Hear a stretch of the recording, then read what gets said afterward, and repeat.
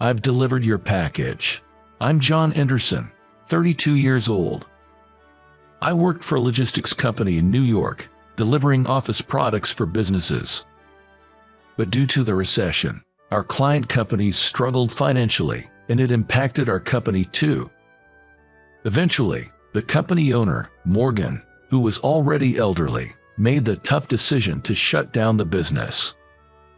And I, as an employee, faced the unfortunate situation of losing my job while still young. I was very fortunate that I managed to get a job at a bigger logistics company. There was even an opening at their branch in my hometown. Around the same time, my father fell ill and was hospitalized. Thinking about my mother's burden and being an only child, I had been wondering if my returning home was the best choice for my family.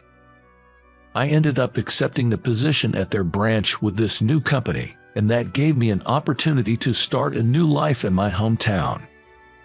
In early October, when it began to get colder, I moved back to my hometown with loads of luggage. My new company was a major firm, a famous enterprise with many branches.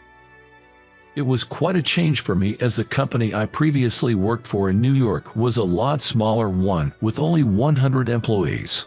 The night before my first day at work, I got so nervous I couldn't sleep. Then came the first day with the new company. During the morning assembly, Edward, the branch manager, briefly introduced me to everyone at present and also asked me to say a few words. Nervously, I stood in front of everyone. Good morning. My name is John, and I have joined the company as a mid-career employee, effective October 15. I hope to become a valuable member of the team as soon as possible. But then, I froze when I saw something. To my surprise, among the employees was my former classmate, David Smith. I was momentarily shaken.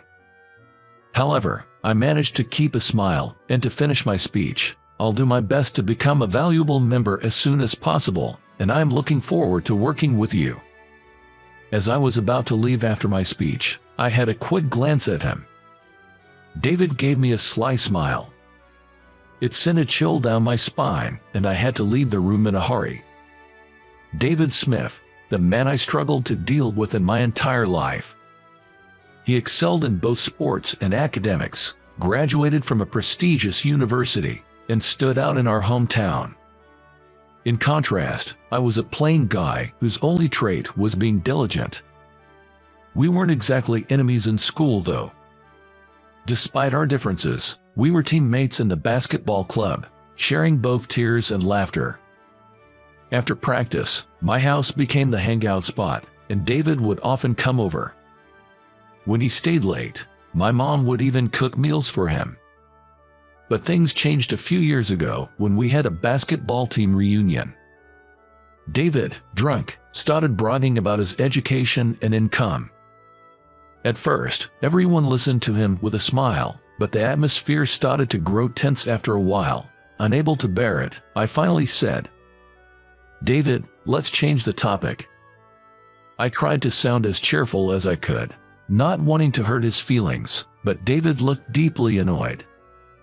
"I've always disliked your self-righteous attitude," he said. "And you, a high school graduate, dare to direct me, a university graduate? That's absurd. Don't order me around ever again." His tirade against me lasted 10 minutes, and everyone else left as they were unable to stand it. Since then, I completely avoided him, and I even stopped attending reunions. And now, I had to work with the very person responsible for that trouble. Back home, I vented to my mom. I ended up becoming colleagues with David at my new job. Why did it have to be him? My mom replied, "David.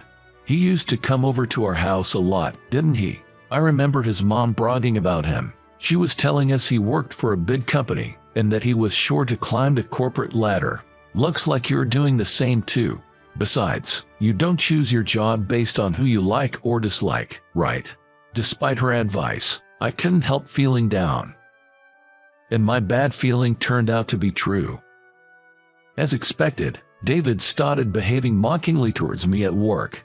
based on the fact that I only graduated high school and that I lost my job in New York. He would whisper to me when no one else could hear, "Starting over at this age. We're not fresh recruits, you know." I glared back at him in frustration, but he just walked away as if nothing had happened. Another time, he sat next to me in the cafeteria with a colleague. "After gaining experience here, I'm going to be transferred to another branch and climb up the career ladder," he boasted loudly, making sure I could hear him. I couldn't stand his insincerity and left my seat. And when I was nervous doing my first tasks, in front of other employees, he taunted, "Can't you even do that? Oh, right, you used to work only at a small company, where you never had to do such advanced work. High school grads are slow learners." He seemed to enjoy spreading the fact that I only had a high school diploma. Gradually, I started to dread going to work.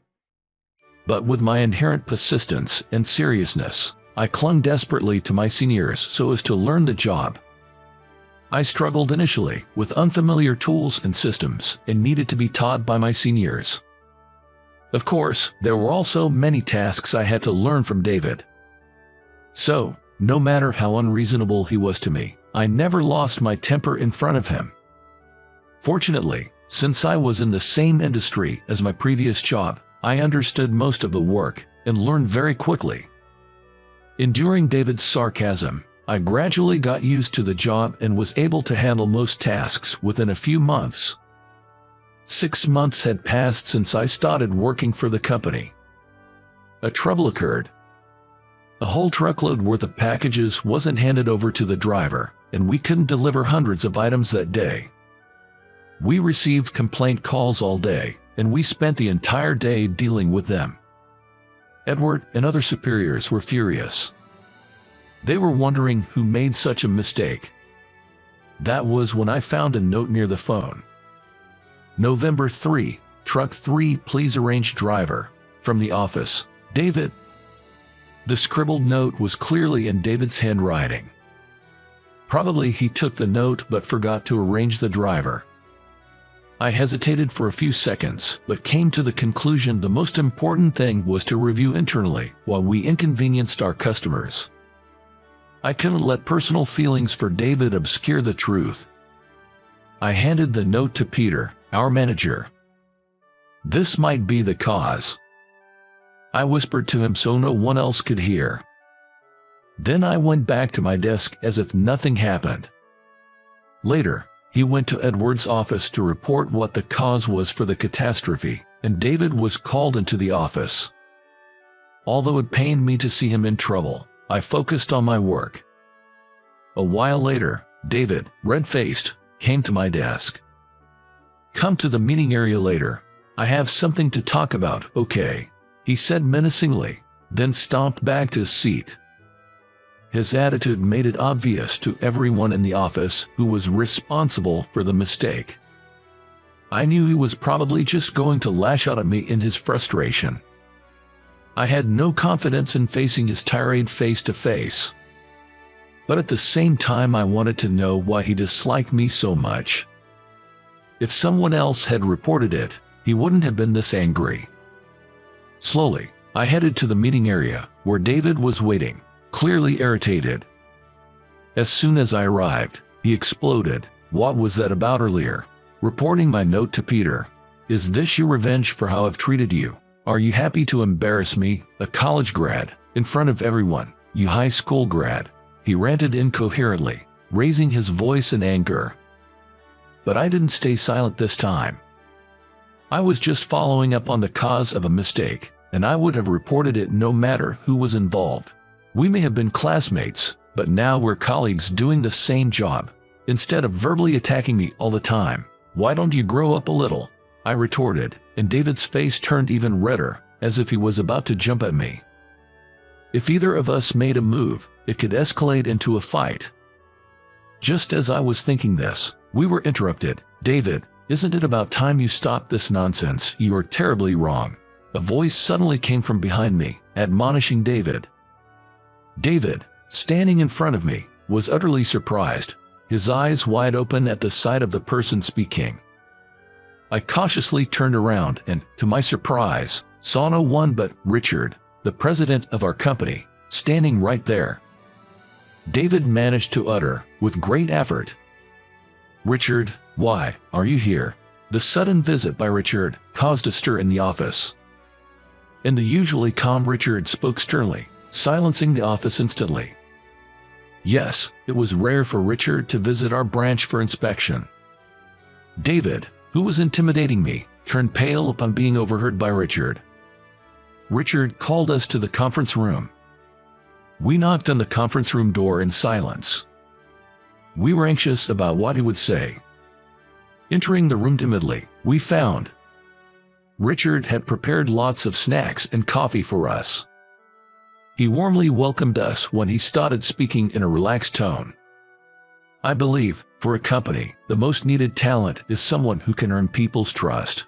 It's easy to know someone's educational background, but it takes a long time to understand if they are truly trustworthy. With that, he smiled warmly. Then turning to David, he continued, "That's why I want you to reflect on your actions from time to time. Think calmly whether your actions are earning you trust from others." And about hiring John, you see, he had the utmost trust of my good friend Morgan.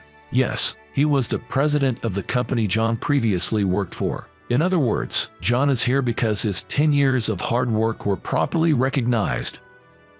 Richard spoke on behalf of Morgan.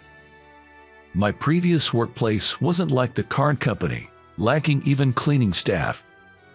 So, I used to be the first to arrive at the office, cleaning and wiping everyone's desks. I was diligent and even took on the tedious tasks that veterans disliked.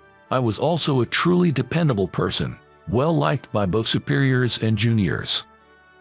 That's why I value John's 10 years of steady efforts. It has nothing to do with his educational background. Richard explained. I was holding back tears, deeply moved. Morgan had arranged my job transfer without my knowledge and had reported my work performance to Richard. I was touched by Morgan's kindness. And I was deeply happy that my modest and serious nature was valued so highly at the company. Meanwhile, David remained silent, still keeping his head down. It seemed Richard's words had hit him hard. Probably his criticism of my education was already an issue in the company. Richard had kept silent out of kindness, but David must have realized the gravity of the situation. After we left the conference room, David hesitantly said, "Can we go to the rooftop and talk?" I nodded silently and followed him. Upon reaching the rooftop, "I'm sorry for the disrespectful way I've treated you until now," David said and apologized profusely. "It's okay, lift your head," I sincerely told him, but he insisted, "No, it's not okay. This isn't just about what happened today. Actually, I've been jealous of you since our school days," David confessed. Then he started talking honestly about his feelings. Despite being seen as a man who could do anything, he admitted that was far from the truth. His parents had a bad relationship, and his mother was obsessed with academic achievement. He grew up constantly scolded by his parents, both of whom worked.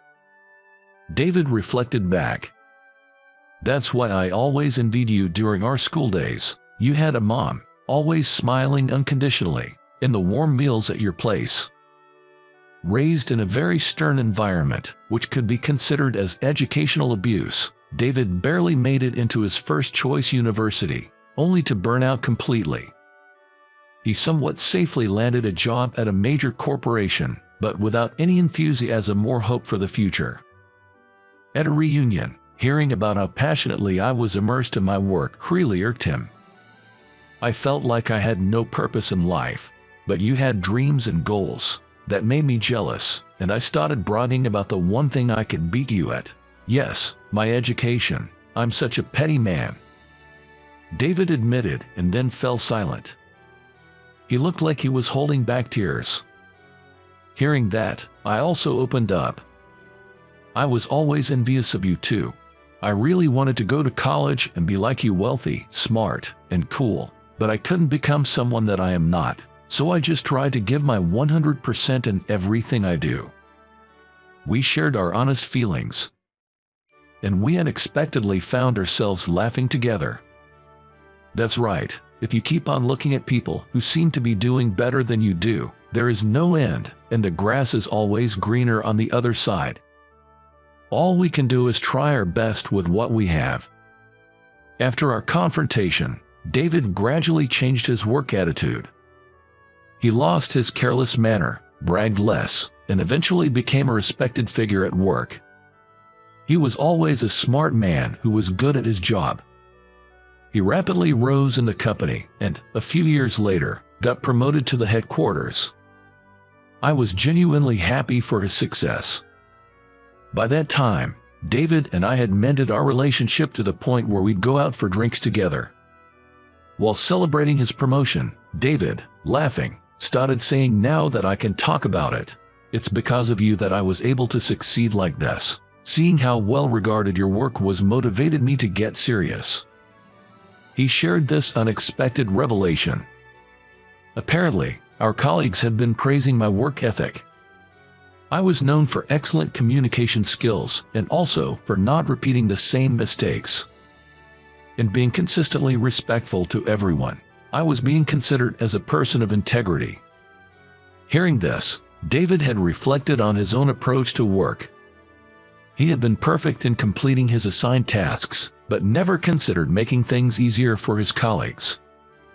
I was always self-centered. I learned to be considerate towards others, and that was because of you. I guess I had a narrow view of life. David, looking a bit embarrassed, thanked me for helping him learn valuable lessons. But I felt the same way. I respect the effort and change you made to earn everyone's trust, I said, feeling happy and finding myself drinking more beer. We had both grown and were thankful to share a drink together. A few years later, my hard work was recognized and I became the branch manager at another location. Now I'm leading dozens of employees and working hard every day. My father's health improved, and he's now actively working again. The new workplace is just a 2-hour drive from my parents' house, so it suits me fine at this moment. Within the last few years, I also found a reliable partner, and we just had a loving son. From now on, we will be living as a family of 3. All right, I'm going. Have a good day. I will see you later. I ask myself every morning before going to work, have I earned the trust of those I work with? Remembering Richard's words, I step forward brightly into each new day at my new workplace.